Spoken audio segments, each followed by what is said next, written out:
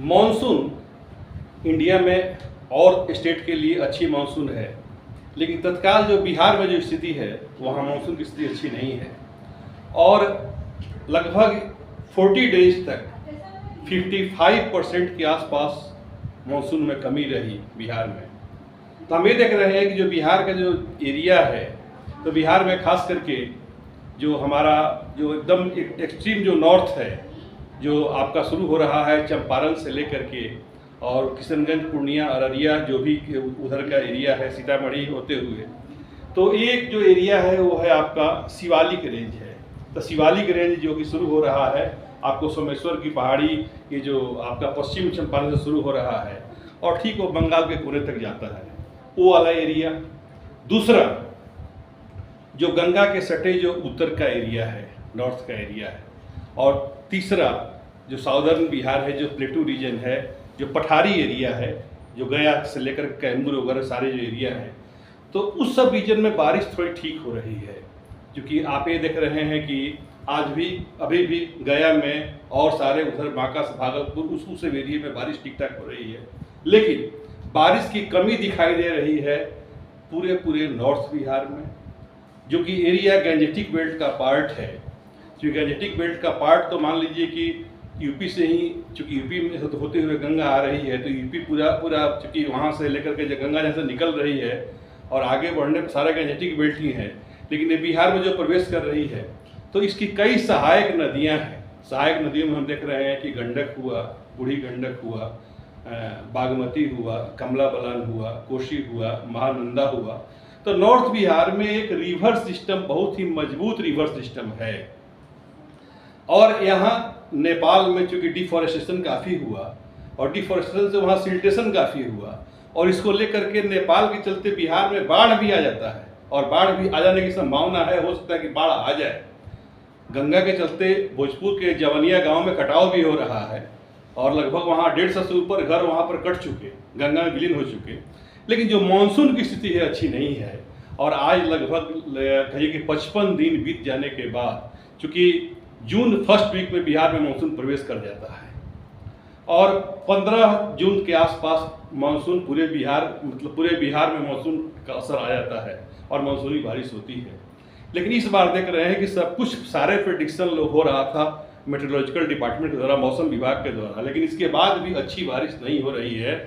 और ख़ास करके अगर प्लेटू रीजन को छोड़ दिया जाए, पठारी एरिया को छोड़ दिया जाए, जो कि मान लें कि गया वगैरह जो पठारी एरिया है, क्योंकि वहाँ पर बारिश अच्छी हो रही है, लेकिन और जो एरिया है खास करके आपका शिवालिक रेंज जो हो गया और इधर से जो भी गंगा से सटे हुए जो भी क्षेत्र हैं, वो मतलब आपका पूरब से लेकर के पश्चिम तक, तो वहाँ पर कई जिले में 70-80% तक बारिश कम हो रही हुई है।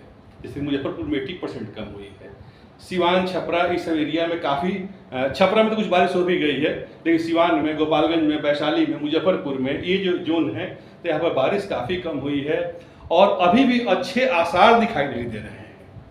अगस्त में हम लोग देखते हैं कि 1 या 2 बार मानसून ब्रेक होता है, मतलब बारिश रुकती है, लेकिन अभी तक तो बारिश हुई ही नहीं। ब्रेक की बात तो अलग है, अभी तक बारिश हुई ही नहीं और किसान भी परेशान हैं। कई बार तो लगता है कि मौसम विभाग का जो प्रेडिक्शन है वो भी फेल कर जा रहा है, क्योंकि ये लोग बड़े शॉर्ट टर्म में प्रेडिक्शन करते हैं कि हाँ यहाँ पर लो प्रेशर बेल्ट बन रहा है, बंगाल की खाड़ी में बन रहा है, अब यहाँ ट्रांसफ़र हो गया है। ऐसा होता है कि सीधा वो झारखंड से होते हुए आगे बढ़ जाता है और बिहार में खास करके उसका असर आता ही नहीं है। कुछ प्लेटू रीजन पर है उसका असर, लेकिन इधर खास करके जो मुख्य रूप से जो राइस का एरिया है तो वहाँ पर अच्छी बारिश नहीं हो रही है। अच्छी बारिश क्या, माने बहुत कम बारिश हो रही है, इससे चलते किसानों में काफ़ी परेशानी है।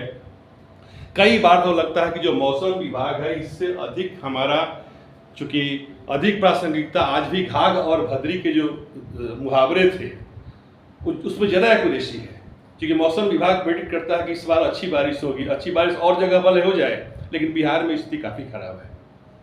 तब मैं चर्चा करना चाह रहा हूँ घाघ और भद्री पर भी, कि उसके भी कुछ मुहावरे थे और हैं तो मुहावरे बहुत सारे हैं।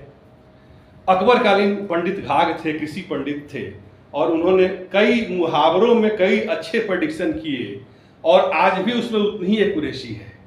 अगर आप घाघ की बात अगर देखेंगे तो घाघ और भद्री ये कन्नौज के आसपास के रहने वाले थे। कन्नौज से सटे 1 मील दक्षिण के ओर इनका गांव था घाघ का।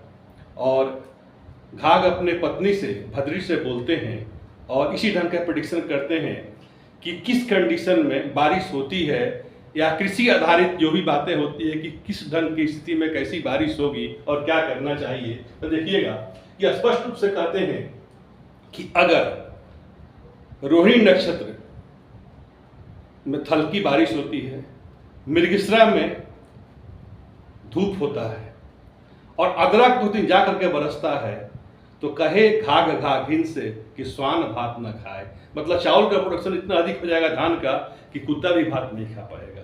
इस ढंग के घाघ के लाइन आते हैं। इसके साथ साथ अगर कहते हैं कि अगर आषाढ़ मास में पूर्णिमा को अगर बारिश होती है तो फिर चतुर्मास बारिश होगा, 4 महीने में बारिश होगी, अच्छे से बारिश होगी। तो इसी ढंग से वो कहते हैं कि अगर सावन मास मतलब सावन का जो प्रतिपदा होता है, जो पहली तिथि होती है, अगर उस दिन सूर्य नहीं दिखाई दे और दिन में बारिश हो जाए तो पूरे साल पूरे 4 महीना बारिश की अच्छी संभावना है। चतुर्मास में बारिश की अच्छी संभावना है। साथ साथ वो यही नहीं बल्कि ये भी कहते हैं, कई उन लोगों का उनका प्रेडिक्शन है जो कि छोटे छोटे जीव जंतुओं को लेकर के है कि अगर चींटी, काली चींटी अगर अपने अंडे को लेकर के, जो उसके उजले अंडे होते हैं उसको लेकर के अगर ऊपर चढ़ती है तो बारिश के अच्छे आसार हैं। चिड़िया अगर धूल से स्नान कर रही है तो बारिश के अच्छे आसार हैं। अगर गिरगिट अगर पेड़ों पर उल्टा चढ़ रहा है तो भरपूर बारिश होने की संभावना है। इसी ढंग से अगर बादल ईस्ट से पूरब से पश्चिम जा रहा है तो बारिश की संभावना है। अगर पश्चिम से पूरब आ रहा है तो वो बादल बारिश करने वाला नहीं है। माघ और पूस महीने में अगर पूर्वा हवा बह रहा है, पूरब की ओर से हवा बह रहा है, तो सरसों की बीमारी हो सकती है। सरसों जो फसल है उसमें बीमारी लग सकती है। इस ढंग का प्रेडिक्शन है। अगर चैत महीने में जो शुक्ल पक्ष की 10वीं तिथि है, अगर उस दिन मौसम अगर आकाश साफ है, सोचिए चैत महीने में अगर शुक्ल पक्ष के 10वीं तिथि को अगर आकाश साफ है, रात में अगर आकाश साफ है, दिन में आकाश साफ है, तो साल भर माने बरसात के मौसम में अच्छी बारिश होगी।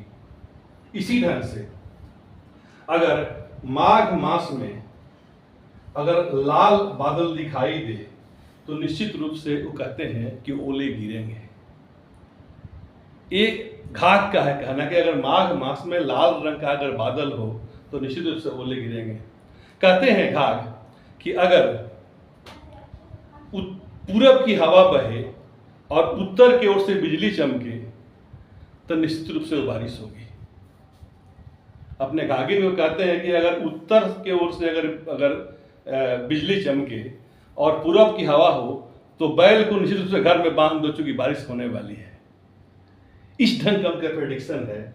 साथ साथ मान लीजिए कि अगर कहते हैं कि अगर फ्राइडे को अगर बादल है और सैटरडे को भी वो बादल रह जाता है तो निश्चित रूप से वो बादल बारिश करने वाला ही बादल होगा। और कई नक्षत्रों के द्वारा उन्होंने कई अच्छे अच्छे प्रेडिक्शन किए हुए हैं कि जो कि बड़ा ही सटीक भविष्यवाणी है घाघ और भद्री की कि किस कंडीशन में बारिश होगी, कहाँ पर। और अभी भी देखा जाता है कि 100% वो अचूक चीज़ें हैं। तो मैं तो ये कहता हूँ कि जो हमारी गवर्नमेंट ने 7 निश्चय जो लिखवाए हैं सारे ऑफिसेज में, अगर सारे ब्लॉक लेवल पर अगर ये लिखवा दिया जाए, घाघ और भद्री के जो भी सेंटेंसेज, जो भी मुहावरे हैं अगर लिखवा दिया जाए तो किसान उस भविष्यवाणी से ज़्यादा फायदे में रहेंगे, बशर्ते कि मौसम विभाग का जो भी प्रेडिक्शन है उसकी अपेक्षा।